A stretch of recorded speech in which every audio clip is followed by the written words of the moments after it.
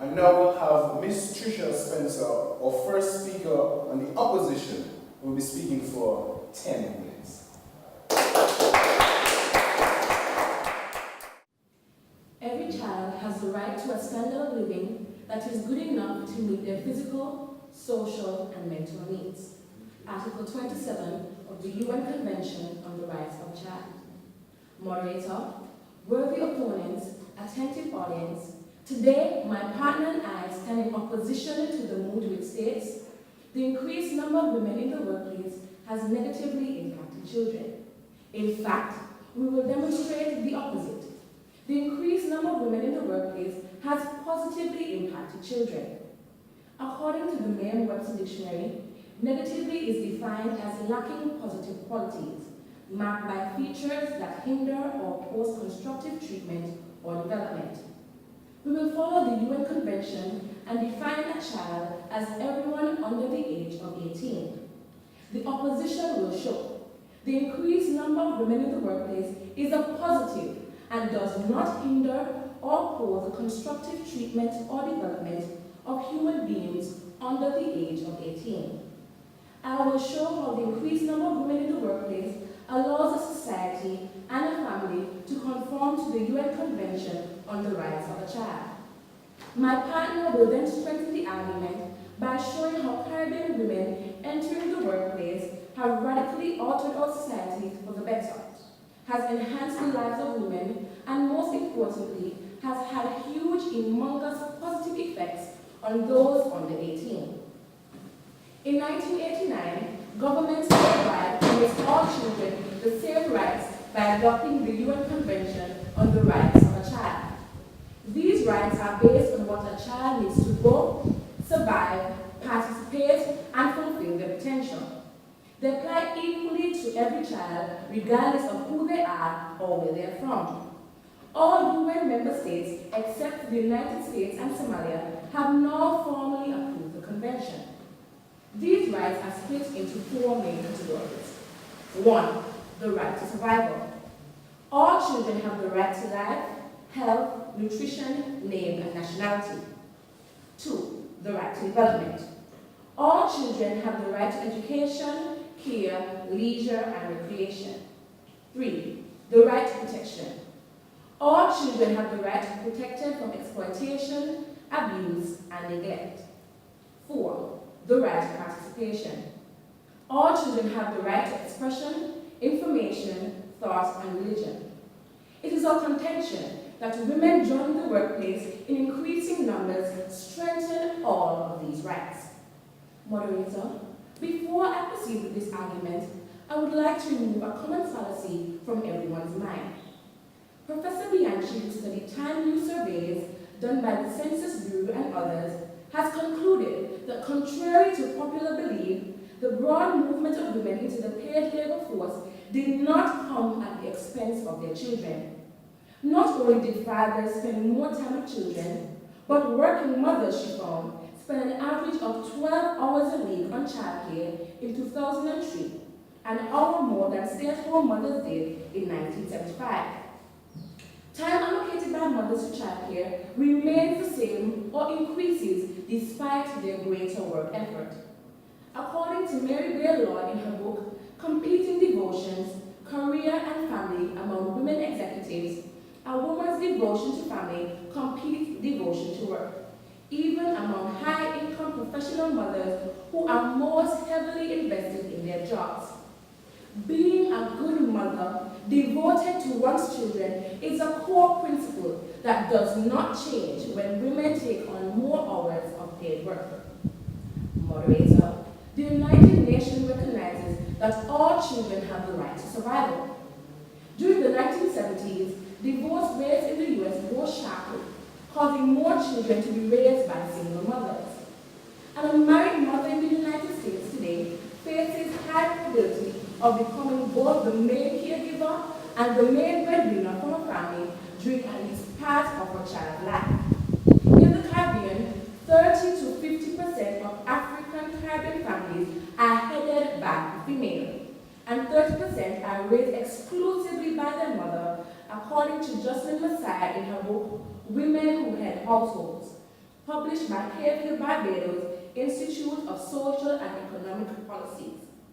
Moderator, if these women did not enter the workforce, what would become of their children's right to life, health, and nutrition?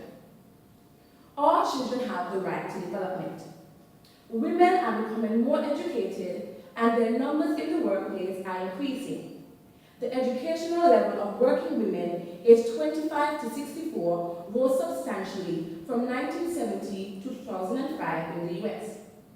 About 3 in 10 women in the labor force held college degrees in 2005, compared with about 1 in 10 in 1970.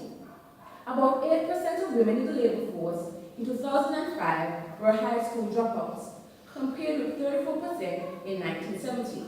According to the BLS report 996, Women in the Labor Force, a data book, the 2006 edition. What does this all mean, moderator? Educated adults postpone parenthood and have smaller families. They plan their childbearing for a point in life when they want to devote their time to parenting.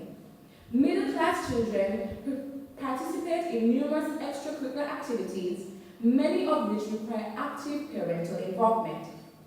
Parents increasingly believe that involving their children in a wide range of activities ensures their ultimate educational success.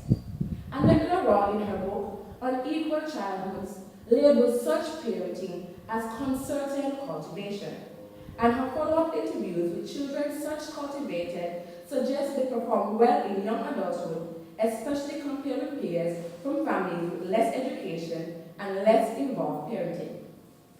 Raising children today also requires substantial financial investment because the lengthening transition to adulthood often requires parents to financially support their children unable to secure a foothold in the job market. According to the paper, material assistance received from families during the transition to adulthood, the transition to adulthood goes longer. The burden of supporting children, regardless of whether they are in school, receive economic assistance from their parents, as shown by Robert and Kathleen Ross in their paper, was heavier. Mothers with more money are better able to assist their children. Moderator, in these tough financial times, how can women contributing to a household negatively affect children? All children have the right to protection. In these tough economic times, both parents must work to make ends meet.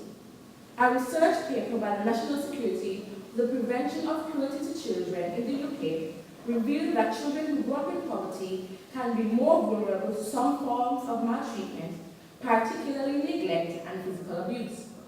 They also have an increased risk of adverse experiences, both in the short and long term. Also, according to Leo Ryan in the book, Class, Race, and Gender Issues in Child Rearing in the Caribbean, corporal punishment is the dominant form of punishment used to curb inappropriate behavior and may be overused because other forms of punishment have not been learned. In low-income families, communication with children is limited, and punishment may be used to gain control. On the other hand, parents who are more educated use a variety of disciplinary measures and usually communicate reason with them better. Finally, moderator, all children have the right to expression, information, thought, and religion. A recent study by Professor Ian Walker from Lancaster University Management School found that maternal influence was the leading factor over whether children stayed on at school and went on to study at university and to social upward mobility. It was found that the more educated mothers were, the more likely the daughters would pursue higher education. One of the authors states, "It seems the mother-daughter relationship is now the transition mechanism for social mobility. It used to be said that the father was the breadwinner and that he dictated household education decisions. If the father was richer, you could afford to stay on at school rather than go out and earn a living. This is no longer the case. It is educated and working mothers that enhance a child's right to expression. It is educated and working mothers that open up a treasure trove of information to a child. It is educated and working mothers that boost a child's critical thinking skills. For me, the most significant inspiration I had growing up was my own mother. She isn't a police officer, CEO, political leader, or businesswoman. She's a nurse. It's a career she loved and one that didn't come easy. During my childhood, I watched her take care of my family and work full time. She is my hero. Not because she went to burning buildings or had her own clothing line. For a child like me, a working mother was the best example I could have had. It is what drives my independence and motivated me to want to become a pharmacist. I strongly disagree with the note. Moderator, the increased number of women in the workplace has positively impacted children.